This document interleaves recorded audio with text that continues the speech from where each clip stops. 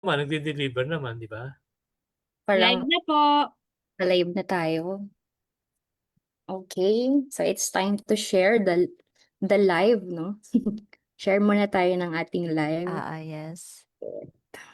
Waiting for the live. Ayun, hindi Ayan, ko naka-live na tayo.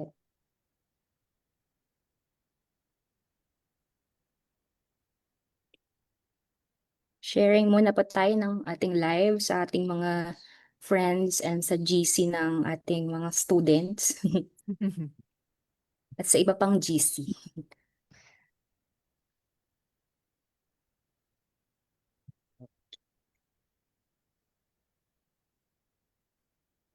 Ayan, kamusta po ang weather sa inyo, mga ating mga viewers? May viewers na ba tayo? So we have 6 viewers. We have 6 viewers na, ma'am. Ayan, kamusta po? Palagay naman kung nasaang location kayo and kumusta ang weather dyan sa inyo. So right now, we are currently at here in Quezon po. Medyo maulan, pero sakto lang. Malamig.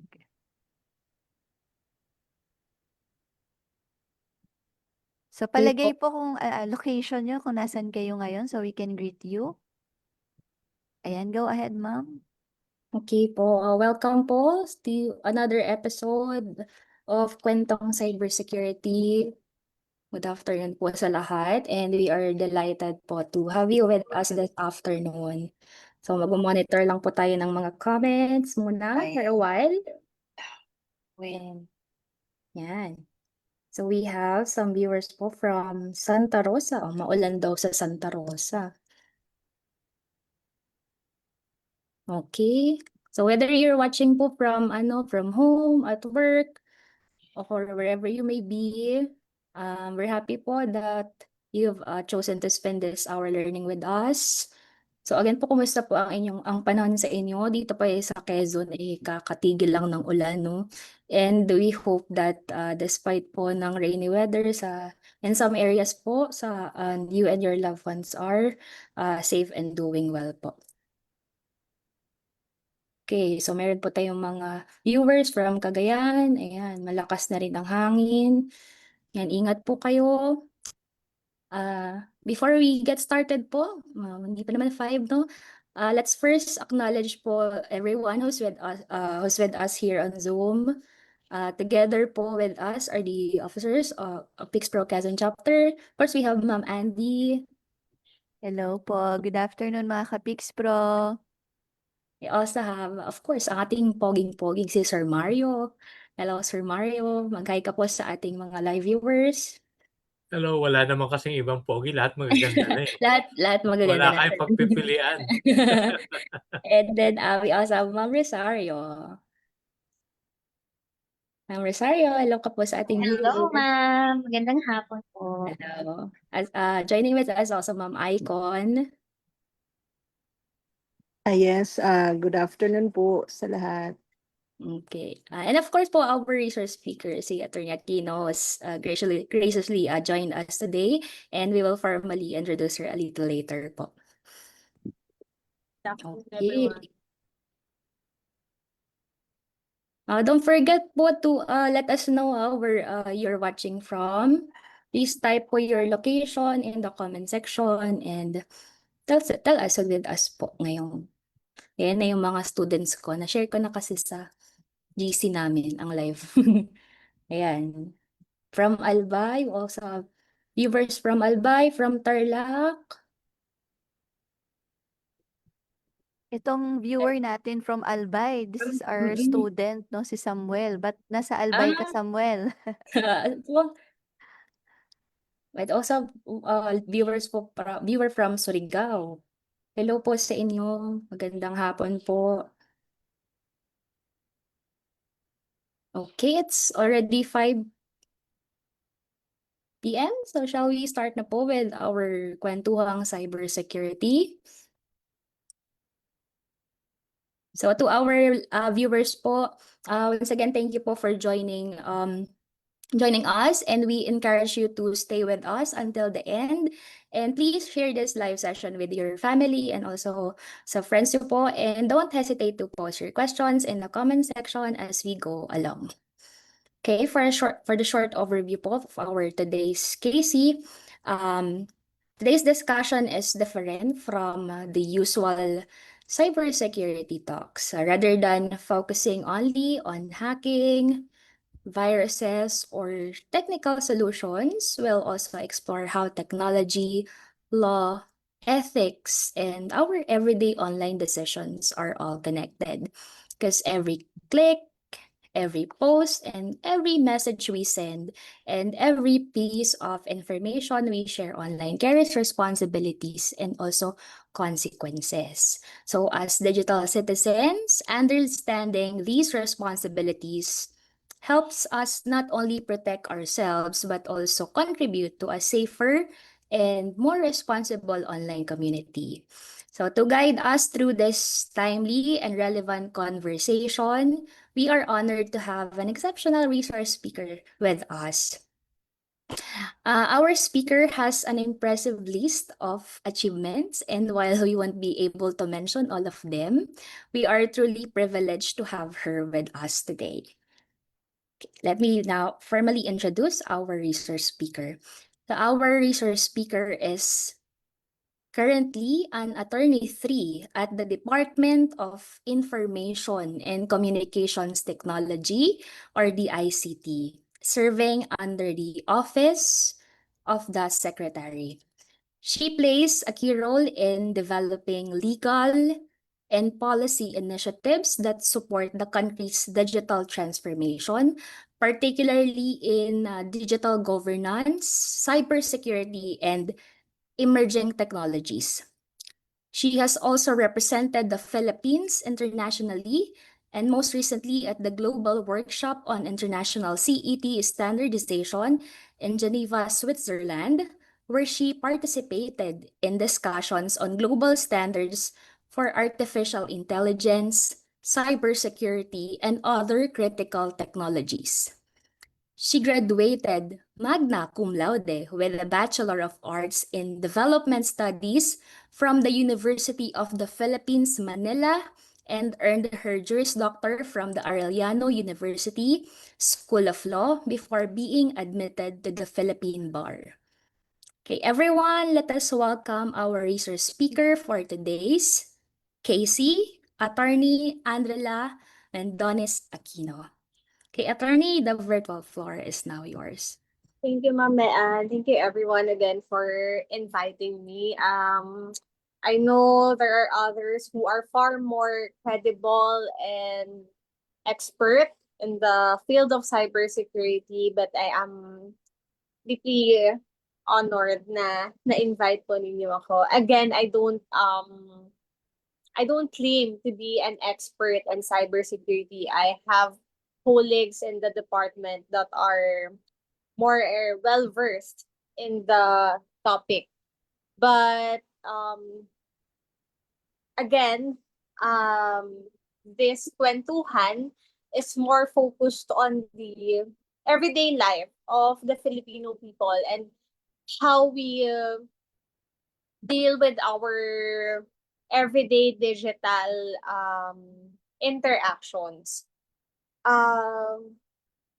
So before I formally start my talk, let me ask the audience few questions. So I guess most of us have, or did some of you already experienced sharing a screenshot of a private conversation? Let's say nag-chat kayo with your friend and it's something juicy or a chismis, and because it's so juicy, you wanted to tell the world, nag-post ka ng screenshot ng private conversation. Or nakikigamit ka ba ng Netflix account ng kaibigan mo or kung sino man? Kasi 'di ba, uso rin online yung nagbebenta ng mga account subscription for a much cheaper price. And then mag-share kayo sa isang account.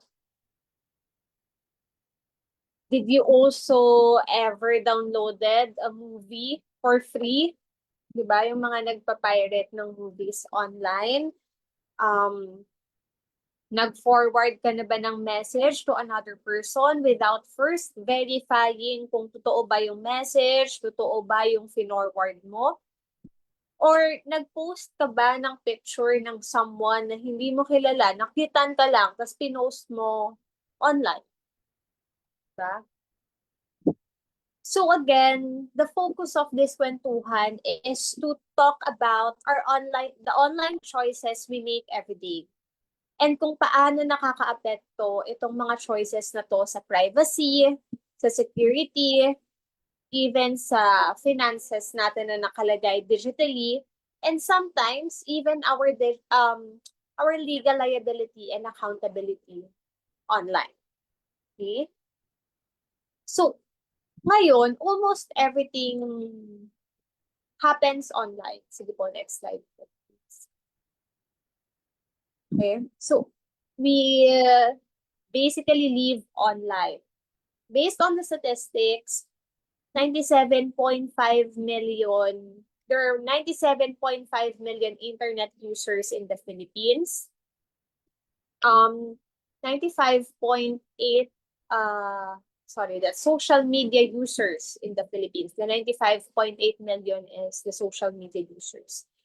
And most Filipinos spend their time online. We communicate online. Paano tayo nakikipag-usap sa mga pamilya natin, sa kaibigan natin, sa loved ones natin? Diba? Either through Messenger, Telegram, Viber, Instagram. We shop online. I guess the online shopping really parang umusbong siya during the pandemic. When everyone can go out of their houses, we resorted to online shopping. Okay? So, because of online shopping, most of our digital banks nakalink sa mga online shopping platforms. Diba? We also do banking online now. Siguro yung mga colleagues ko sa PUP, diba? We all have the iAccess. Okay? Maganda rin mag-online banking kasi they offer higher interest than traditional banks when you save your money there. So, maeengganyo ka talaga to do online banking. We also work online. See, even this kwentuhan, we did it online. Because it's more convenient, hindi ka na kailangan lumabas ng bahay, you just need to have a device and a stable internet connection. And then, kaya mo na makipagkwentuhan sa iba. Diba? Marami rin sa mga Pilipino, I guess most of us are familiar with the VA work. Okay? Hindi na natin kailangan physically pumunta abroad just to earn dollars. Most of us can already earn dollars within the country. Because we can also work online. We can also study online. Diba? Mas convenient na, mas madali na for us to get the degrees. Lalo na yung mga post-grad degrees, hindi natin kailangan pumunta ng US. If you want to study in Harvard, they offer online courses. So that shows how connected we become and the more opportunities we have because everything is already online. But the more connected we become, the more we are exposed also to the bad side of the internet. Okay? In layman terms, the bad side of the internet. Dahil marami tayong digital footprint, lagi tayong online, mas nagiging vulnerable tayo. Okay? Pwedeng may mga nasi-share tayo na too personal, na yung mga tao na may hindi magandang intensyon, pwede nilang magamit yung mga information na yon to get through you. Okay, next slide po.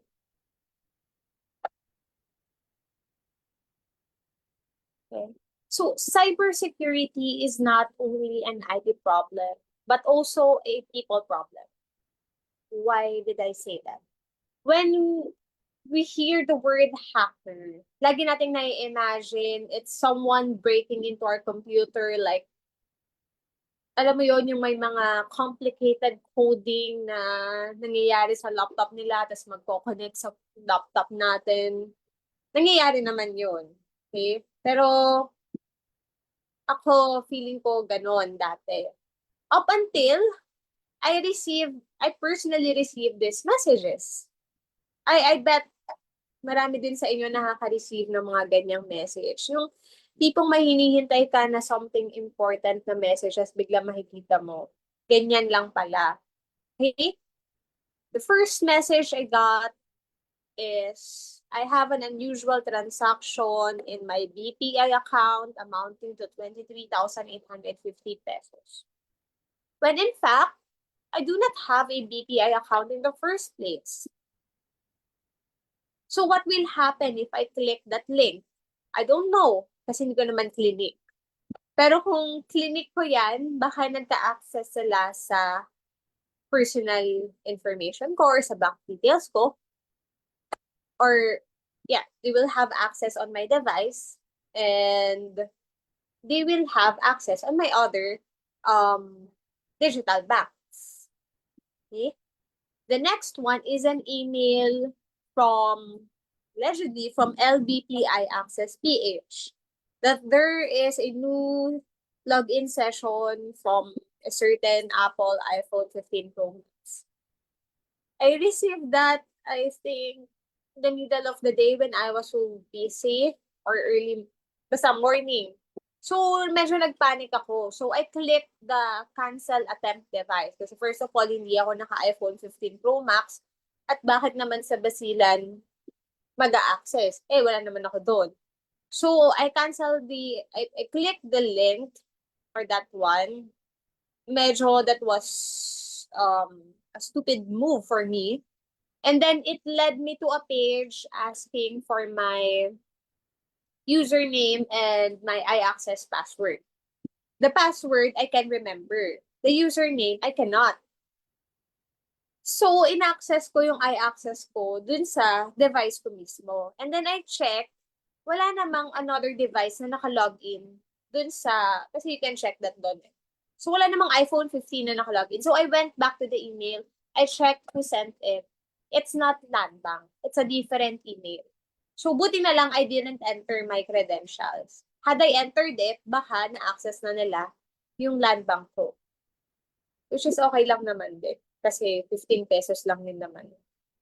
Anyway, okay. The third one is, this came from BDO mismo. Ano siya? BDO talaga siya. So, BDO reminds you that you have 9,155 points that will expire today. Again, I didn't click the link because I know I do not have that points because I'm not using my BDO. Okay? So, these are examples of the way these people get through us. Okay? Ito yung mga paraan kung paano nila tayo nahahack, paano sila nakakapag-phish, paano nila nakukuha yung credentials natin. So, if we are not aware, kung hindi tayo masyadong wala tayo sa sarili natin, nilagay natin yung mga hinihingi, most probably, mahahack talaga yung account natin. Magkakaroon talaga sila ng control over our accounts. Okay? So, the most important thing is to always not click a link.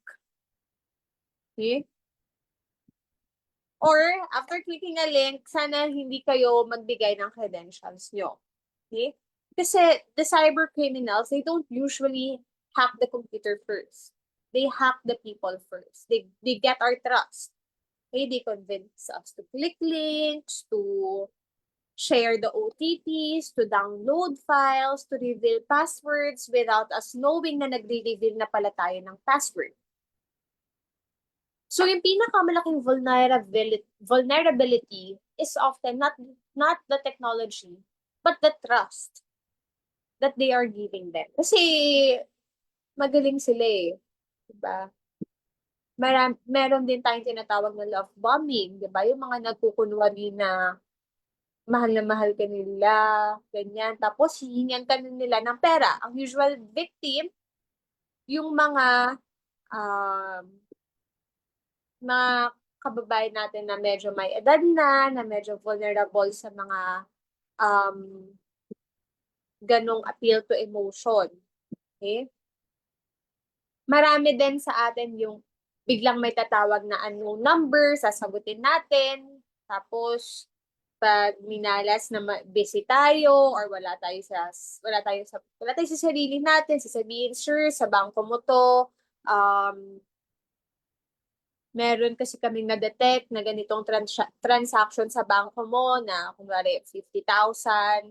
Kung hindi nyo po ito inalaw, bigay nyo po meron po kaming OTP na isasend sa inyo, ibigay nyo lang po sa amin. So, pag binigay mo yung OTP na yun, magkakaroon ka talaga ng transaction na 50,000 na wala naman in the first place. Diba?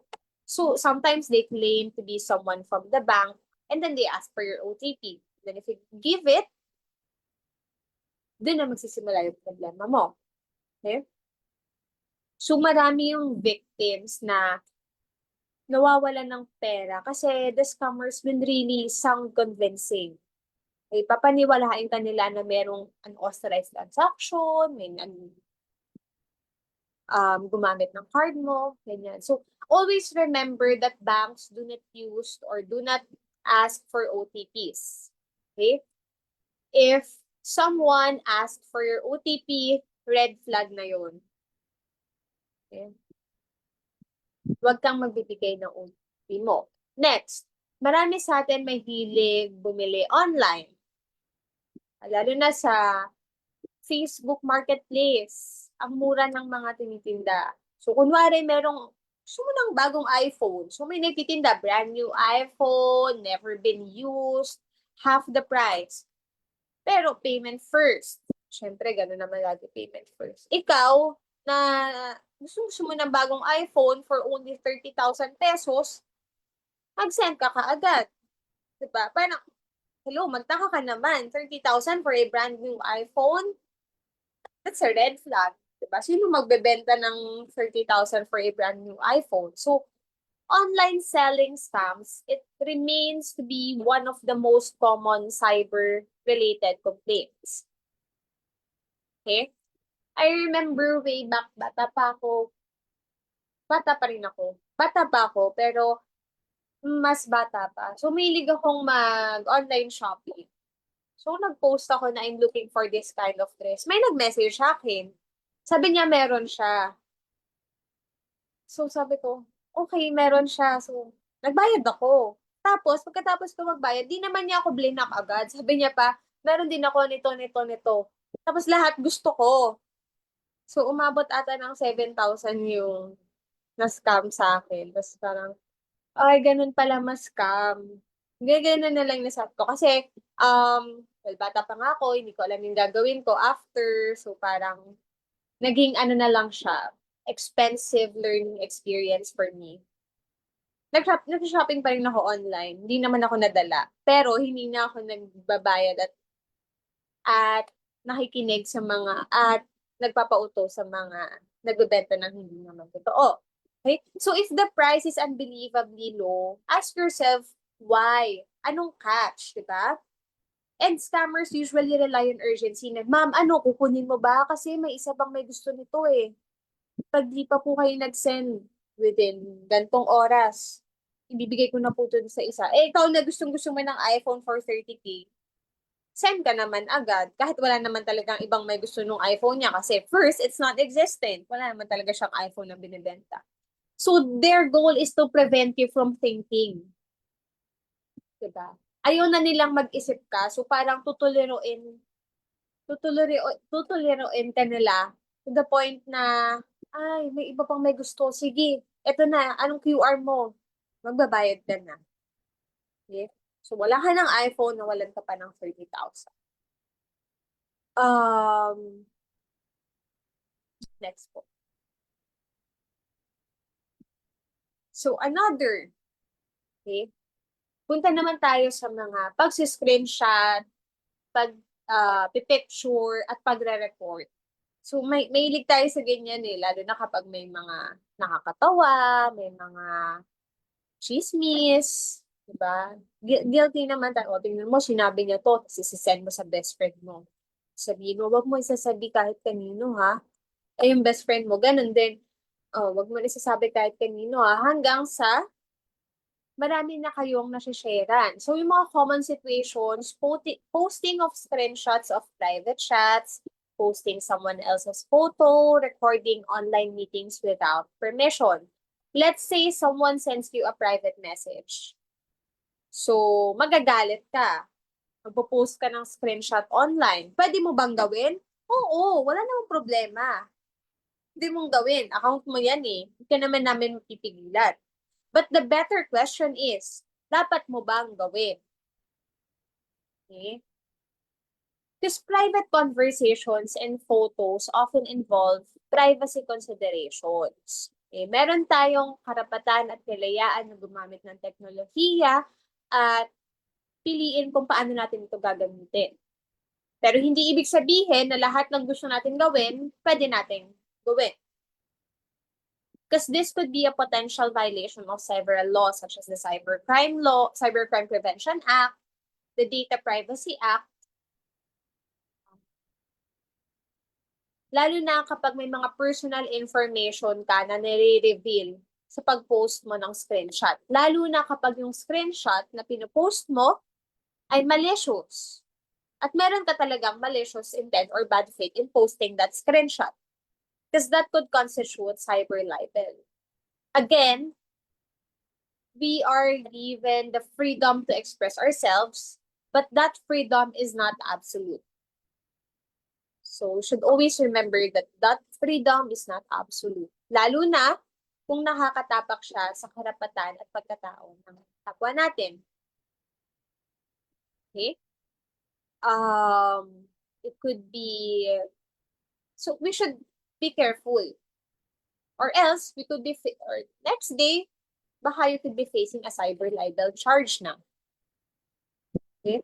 We should also be careful when we share with our, halimbawa, nag-post ako ng screenshot ng, hindi, ganito na lang. Kunwari si X and Y ay, they're in a relationship.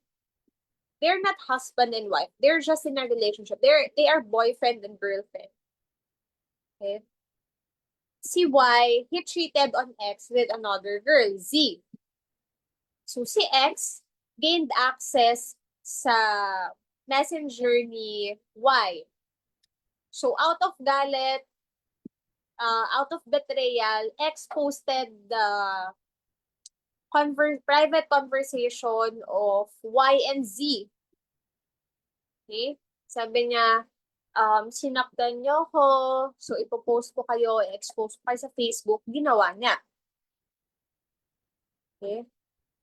Again, kahit na you feel like personally hurt because of what happened, that doesn't mean na you'll take the matters in your own hand.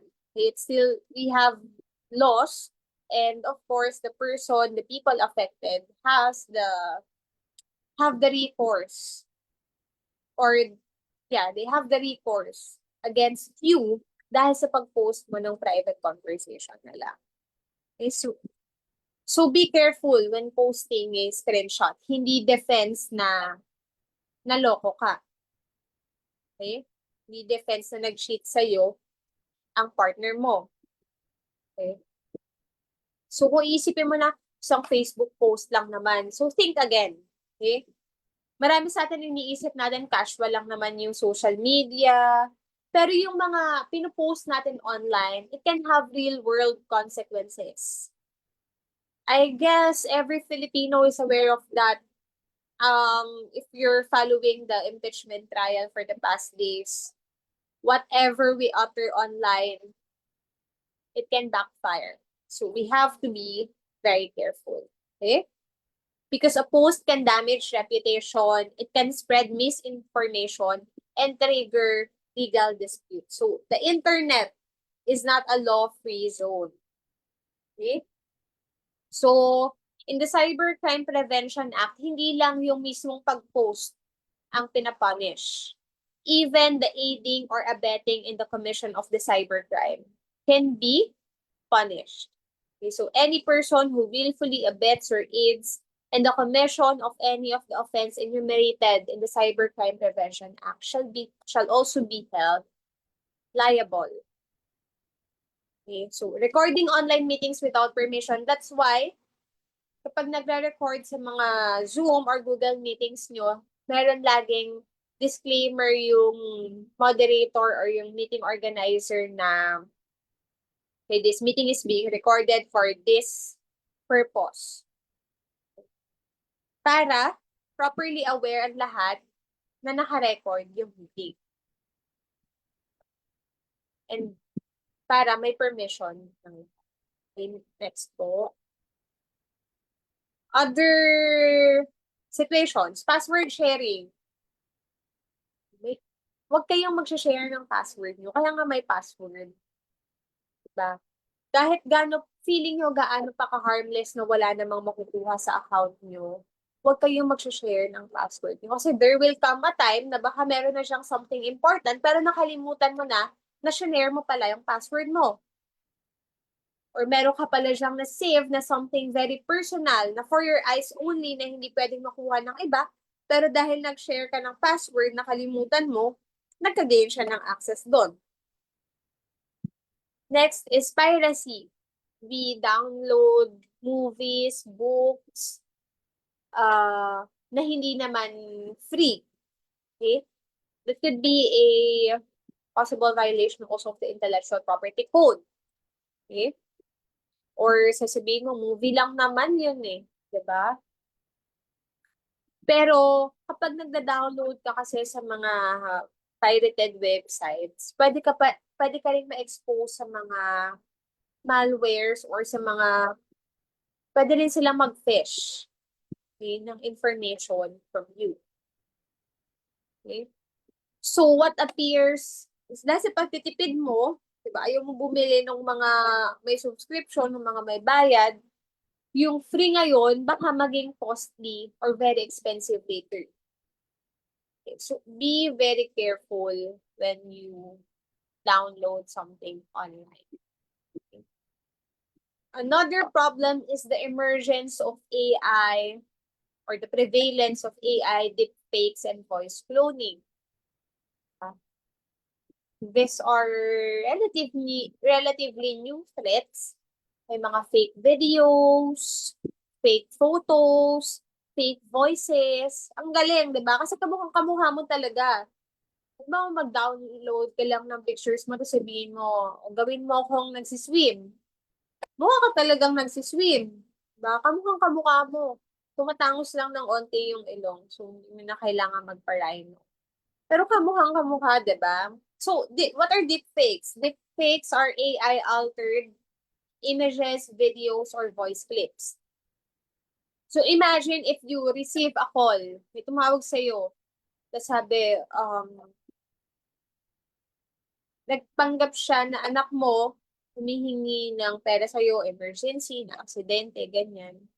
So, ikaw naman, nagbigay ka ng pera. Kasi, syempre, out of panic, anak mo tumatawag sa'yo. Pero, what if that's a manipulated voice and video of your child? So, wala, nakapagbigay ka na ng pera dun sa scammer. So, AI, while it is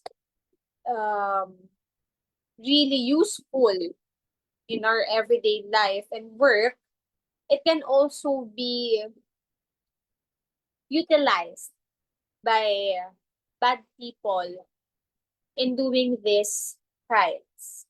Okay? It makes deception easier kasi. So, the new rule is verify first. Okay? Saka ka na magtiwala kapag nakapag-verify ka na. Siguro tawagan mo muna yung anak mo sa ibang account niya or sa ibang number niya just to make sure na siya ngayon. I experienced, not naman, hindi naman AI or deepfake or voice cloning yung ginamit sa akin, but I experienced someone pretending to be my boss, asking me to transfer certain amount of money to person X. No, not pretending to be my boss. I experienced someone messaging me na I have to transfer him certain amount of money because my boss committed daw to donate that money sa kanila para sa Christmas season nun para sa parang gift giving project nila. So, yun yung summary nung nangyari. Pero the events na yung whole conversation namin, it made me believe na talagang inutos na yun ng boss ko kasi basta yung scenario yung situation, yung lahat ng information na sinasabi niya, nag-a-align talaga sila. Hindi ka talaga magdududa agad. It's just that meron na ako mga few red flags on how he addressed my boss, paano niya. So, kaya ganon. And then, parang na-realize ko, parang bakit naman nagmamadali ito na parang tumatawag pa talaga sa akin. So, sa ibang messaging platform niya ako minessage. So, I vibered my boss to confirm na, boss, talaga bang nagpapatransfer ka ng ganitong amount sa ganitong organization for their, gift giving, ganyan. Sabi nung boss ko, hindi. So, buti na lang I didn't transfer. Pero, yun, verify first. Hindi ako nag-verify first. Medyo nag-engage pa ako dun sa conversation. Kasi nga, naniniwala pa ako until it hit me na, teka, parang hindi naman ganito. Lalala naman ako ever na encounter na ganitong utos ng boss ko. So, verify first, trust second. Okay? Huwag magpadala sa mga nang mamadali. Okay? Also, online bullying and misinformation. So, bago ka magpasa or mag-forward na message, ask yourself first, totoo ba to? Verified ba tong pinapasa ko? Galing ba to sa credible source? O baka someone lang in Facebook na portraying himself to be a political analyst or whatever expert, pero pag tinignan mo naman, kakagawa lang ng account. So, don't be an instrument to propagate online bullying and misinformation. So before sharing, before posting, ask yourself, would I say this to the person's face? Because the internet, again, does not remove accountability. Posting something online, pwedeng very impersonal yung dating kasi hindi mo naman nakikita yung tao. So, put yourself in a situation na kunwari nakikita mo yung taong pinupost mo. Sasabihin mo ba yan sa kanya in person o kaya mo lang sabihin kasi screen lang naman yung katapat mo. Okay? So, but even if screen lang yung katapat mo, again, the internet does not give you the freedom to step on another people's right. Okay? Next po. So, paano nga pag naging victim ka na? Victim ng scam. Okay? So, just remember, first, stop communicating with a scammer. Second, preserve evidence. Third, stop communicating with a scammer unless kailangan mo pang makakuha ng further, unless aware ka na scammer siya, tapos kailangan mo lang makakuha ng further info from him. Then second, preserve evidence. Huwag kang mag-delete ng pinag-usapan nyo. Huwag mong i-delete yung number niya. Huwag mong i-delete yung mga records kung nakapag-transfer ka man ng pera or kung ano man yung ginawa mo sa mga pinapagawa niya. And then immediately, of course, change passwords. Okay, mag-change ka na agad ng password mo. Or if not, deactivate your account. Okay, fourth and I think most important is to contact your bank. Kung nagkaroon siya ng access sa GCash or whatever digital bank you have or traditional bank you have na nakalagay sa phone mo, contact your bank na agad. alam kong naiiyak ka, pero have the presence of mind, di ba? I-contact mo na agad yung bank mo kasi every second count. Sobrang dali na lang mag-transfer ng pera ngayon. So, yung iiyak mo, i-contact mo na sa bank mo para ma-lock na nila yung account mo, ma-lock na nila yung card mo. And fifth, report the incident. Okay? Report the incident to the police. We may also report it to the proper government agency, the CICC, the Cybercrime Investigation Coordinating Center. You may also report it sa hotline, sa 1326 hotline. And I believe na these government agencies and the PNP will help you getting the reports you need so that if ever pwede mo yun magamit para when you ask the bank to help you in recovering your money, kapag kaya pa, you have the documentation na na-scam ka talaga. Okay? Also, if it's a credit card, dispute mo na agad yung transaction mo. Kasi baka may possibility ka na ma-reverse. Okay? Just attach, just make sure that you have the proper documentation. Okay? So, do not delete. Marami sa atin nagpapanik. Siyempre, nakakapanik naman talaga kapag na-scam ka. Okay? So, marami sa atin na-delete out of panic. So, have the presence of mind, preserve everything. Do not delete the screenshots, the links, the receipts, or kung anumang messages or usapan yung meron kayo ng scammer kasi it may become important later on. So, hindi mo kailangan i-memorize lahat ng batas na meron ang Pilipinas. Okay? Ang kailangan mo ay maintindihan yung principle sa mga batas na to. The Privacy Act, it's the Privacy, of course. Cybercrime Prevention Act, the responsibility and the respect na dapat meron tayo sa ibang tao when we are having interactions in the cyberspace. And of course, the accountability that we have just because the internet is free, well, relatively not free, but just because we have the freedom of expression doesn't mean we get to abuse it. Okay? So, with all the things that I mentioned, mapapansin nyo na there are situations na hindi agad malinaw kung legal or illegal ba. Halimbawa, mere screenshot ba illegal na? Hindi naman. If there's no malice and kunwari, good thing naman yung pinopost mo, I don't see any reason na mas cybercrime magiging violation siya ng Cybercrime Prevention Act. And if there is no personal information naman na reveal and you can attribute or allude that certain screenshot to another person, as in hindi mo ma-identify kung sino yung tinutukoy, then that's not illegal per se. Okay? Pero kung hindi man illegal, baka mamaya risky pa rin yung pinupost mo. So, kahit hindi siya ipinagbabawal dahil hindi naman siya illegal, pwede pa rin siyang magdulot ng problema kung risky naman yung pinupost mo. So, dito pumapasok yung mga legalities ng cybersecurity and yung mga laws na meron ang Pilipinas sa kasalukuyan. Okay? And these laws are in place not to scare us, but to put a limit on the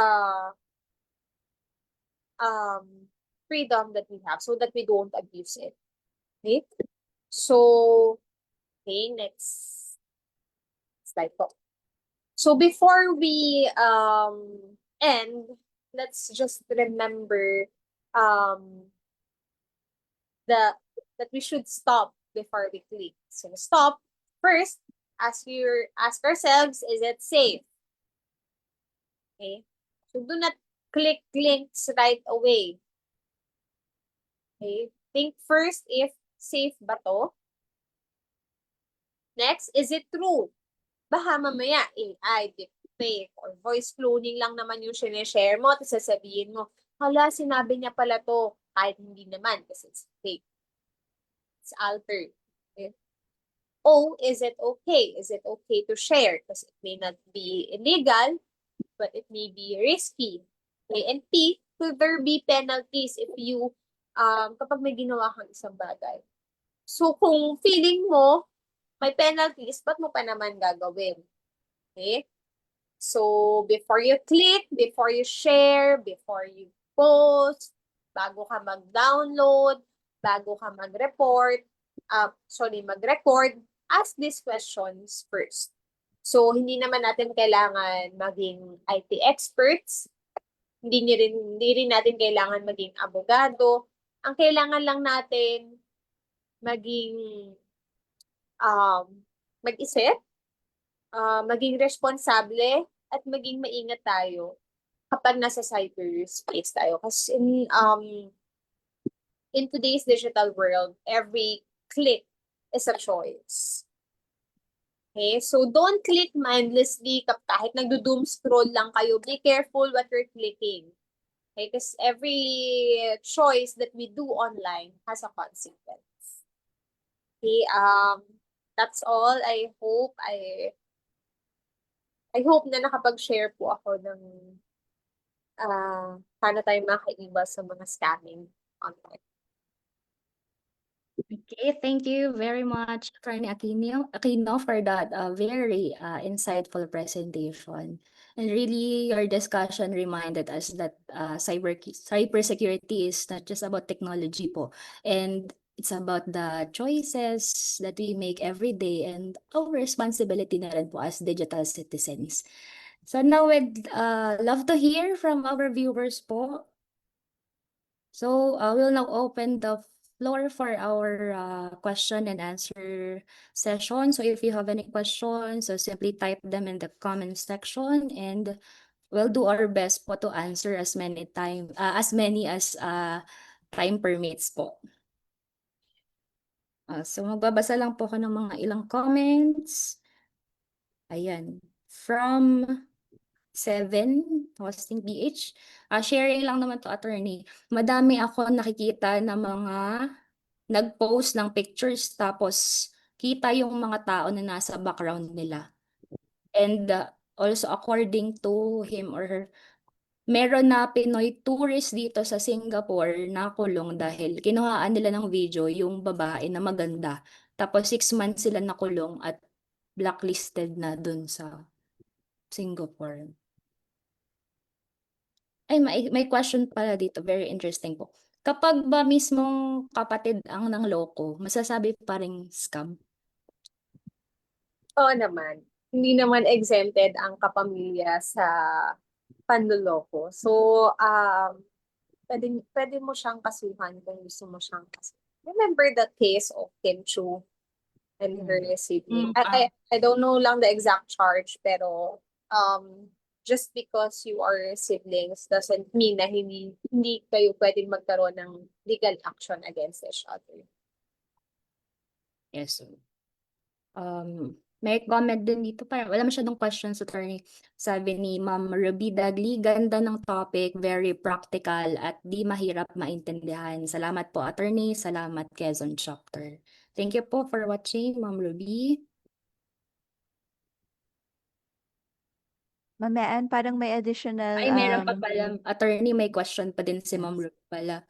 Attorney, how would you authenticate a screenshot versus another screenshot who says otherwise? Okay, medyo pang-expert yung pang cybersecurity expert din tanong ni ma'am. So with regard to authentication, I guess it's important first when it comes to screenshot. Again, I'm not an expert in cybersecurity, but first I think it's important to ascertain kung yung account na pinanggalingan ba ng screenshot ay parang hindi ba compromised yung account. So, again, we go back to the account where the screenshot came from. Because siya yung source nung material. But I really can't say on the authentication kasi I'm not a cybersecurity expert. But I guess let's say, sa court, when you present the evidence of two different screenshots, Miss Mayan, attorney, just to add, yung kasing sa side na yan, medyo kailangan mo talaga tama si attorney, kailangan mo ng technical. Yung forensic analysis kung yung digital footprint niya, kung saan ba talaga galing. So, hindi siya basta makikita mo kung ano yung nakikita mo sa screen mo as a picture, masasabi mong fake o hindi. So, it's really, you need a technical expertise, some tools to really trace kung fake or not. So may forensic tayong gagawin doon just in case. yes, I agree with sir. So when you present those evidence, kunwari nasa court setting and you present those evidence for the court to appreciate kung alin talaga sa dalawang screenshot ang totoo, they may need to invite an expert witness for the authentication of the screenshot. Okay, thank you, attorney. We have another question po from Sir Jojo Mandaing. Paano po yung mga AI deepfakes at voice cloning? Included na ba sa scope ng existing na batas natin with regard to cybersecurity? With regards sa AI, if I think the person, kunwari, is the person na ginawan mo ng deepfake, okay, filed a case against another person na gumawa ng deepfake na yun. I guess the Cybercrime Prevention Act can be sanctioned under the Cybercrime Prevention Act.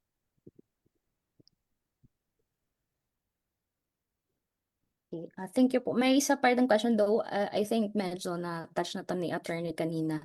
What steps should I take if I think I accidentally gave my information to a scammer? Ayan. If wala pa naman kasing, if you think, so wala pang nangyayaring spam, Think pa lang. I think the precaution is to immediately lock your cards, call the bank na agad to inform mo na agad yung bank mo. Let's say, hey bank, I think my account's compromised, so please lock my device or deactivate my account. And I think the bank naman will do that, and then you can also request the issuance of a new card or a new account. I think they do that, especially sa credit cards. Kapag feeling mo compromised na yung credit card mo, they will issue a new credit card for you. So lock your cards, lock your accounts, change your passwords, call your banks. Medyo tedious, medyo hassle na gawin na magtawag and all. Pero mas hassle pag nakuhanan ka ng pera. Actually, I have something to share regarding po dun sa kasi na-experience ko siya personally. Unintentionally, hindi ko naintindihan kasi may tumawag sa akin from bank and nabigay ko yung serial nung card ko. And then, kumbaga yung understanding ko of the situation is I thought is para i-close yung card ko. And then, nung kinukuha na yung OTP, dun ko na-realize na wait, hindi dapat hinihingi yon. So, ayan, additional lang dun sa sinabi ni attorney. I think important din yung time and yung presence of mind natin na during that actual situation, ma-realize natin, once na ma-realize talaga natin na, okay, this is hindi dapat nila hinihingi sa akin to. So, tawag ka agad talaga natin sa bank. Yun nga po, meron tayong mga cards, no? Pwede natin i-block agad yung card natin. And important talaga yung time. Right away, we can call the customer service and ask them to block the card. Kasi hindi natin alam na anytime pwede na nilang magamit yung nakuha nila information against us. So, ayun, yun. Very important po. Kaya, presence of mind din once na nandun tayo sa situation na yun. Actually, twice ko na-experience na may nag-attempt. Other one naman is, ginamit ko yung card ko sa isang virtual online. And then, buti na lang, no, yung mga cards natin ngayon, meron silang mga notification na sinesend and naka-receive ako ng notif na nag-connect ako sa isang online pero US yung nakalagay na address. So, nung nakita ko agad yung email and authenticated talaga from the bank, pina-close ko na lang din agad yung card. Kasi hindi ko din na matrace kung saan nakuha yung aking account. So, very important po yung action natin right away para ma-prevent yung further na damage, no? Lalo na kung mga credits po yung nakasalalay. Ayun. Additional lang ko kasi medyo nakarelate ako dun sa question. Ayan. Para may another question pa po yata, mamaya. Okay. Thank you, Ma'am Andy, for sharing, no. From Mr. Beza, still have crime po ba kung naka-indicate yung remember sa bios ng pages about the video and sharing post? Hindi ko masyadong yung, ano po bang Parang naka-remember po. remember sa bio? Baka yung pag, di ba, remember the password, di ba may mga ganun pong About Or ang tanong ba ni Sir kapag na-delete na yung post? Sometimes pinapa-remember natin yung mga information, pag magsa-sign in, parang siguro ganun, Kapag attorney yung ibig sabihin. tapos, well, hindi ko masyadong nakuha yung tanong ni Sir, pero the mere fact na hindi mo inauthorize ng ibang tao to have access on your account or hindi hindi mo sila inauthorize to have an access on your account, that will constitute as a crime na. Kasi wala naman silang authority to access your account if that's the question. Okay, thank you, attorney. Parang wala na tayong questions. Parang may isa pa tayo, may isa Ma'am pa po, Naan, ma'am. sorry. Ito po, how can artificial intelligence improve cybersecurity and what risk does it create? I think Sir Mario can answer this one. Binibigay sa matatanda. Yeah. Yeah. Si AI kasi, although emerging pa rin siya, matagal na rin, two ways yan eh. One is sa prevention, mas mabilis kasi makakaroon ka ng automation, mabilis yung analysis rather than mano-mano mong tingnan. Because of AI, nakukuha niyo yung pattern, na-automate ninyo kung ano yung reaction or anong response na gagawin. On the other hand naman, pag hawak naman ng may mga malicious intent, ganun din, mabilis din naman nilang ma-hack, masasabotage or whatever. Now, lahat yon reactive. Yung sabi natin, pag may nakita, magre-react, lahat yon reactive. Now, there's an emerging or a new trend in terms of AI use sa cybersecurity to be more predictive. So, ibig sabihin, bago pa mangyari, ma-block mo na or maunahan mo na siya. So, that's where the trend is going right now, to be more predictive pagdating sa blocking of attack rather than ma-encounter mo, then you will react. Ganun. So sana DICT is gearing towards that kind of approach then sa cybersecurity. Yes, sir. I guess kasi since AI is an emerging technology, as much as it helps us, it really also exposes us to different threats, especially kapag may mga bad actors. So the DICT, I believe, is pushing for a policy that promotes the ethical use of AI, and I guess it's really time for the Philippines to have an AI policy. Okay, thank you so much po, Sir Mario and attorney. So very engaging po ang ating discussion, but medyo kulang na po ang time natin. So thank you po everyone. Thank you po to everyone who participated po in our question and answer session.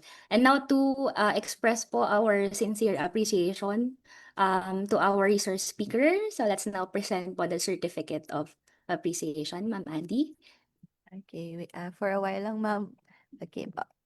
Okay.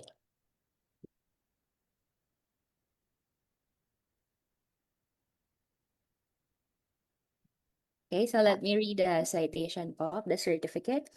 This certificate of appreciation is presented to Attorney Angela M. Aquino, in grateful recognition and sincere appreciation for serving as the resource speaker during the Kwentuang Cybersecurity, Everyday Cybersecurity, Digital Responsibility and the Law held on July 10, 2026 from 5 p.m. to 6 p.m. via Facebook, YouTube, and LinkedIn. Your valuable expertise and contribution greatly contributed to the success of this program.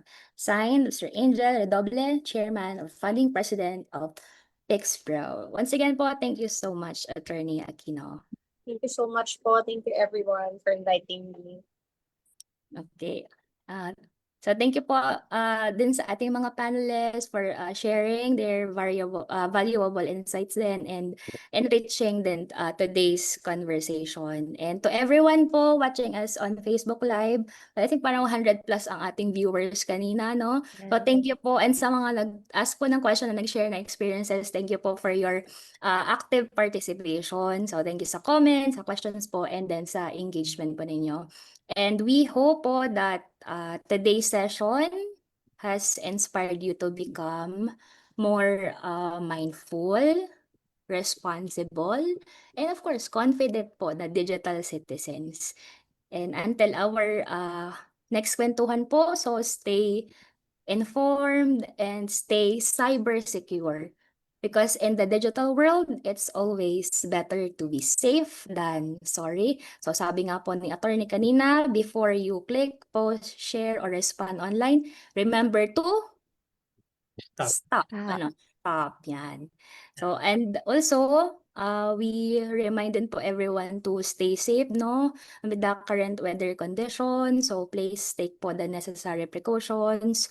Stay updated po sa mga official advisories. And, of course, always prioritize din po yung safety and, of course, the safety of your loved ones. So, thank you once again po for joining us in today's episode of Kwentong Cybersecurity. And dito sa PixPro, ano nga pa yan? Happy Happy lang. lang. Walang weekend. So, once again, good evening na rin naman. Good everyone Yes. po, stay safe and God bless. So, say, Okay. Until Bye-bye. next Casey Thank po. you. Thank you po. Thank you po. so, see you.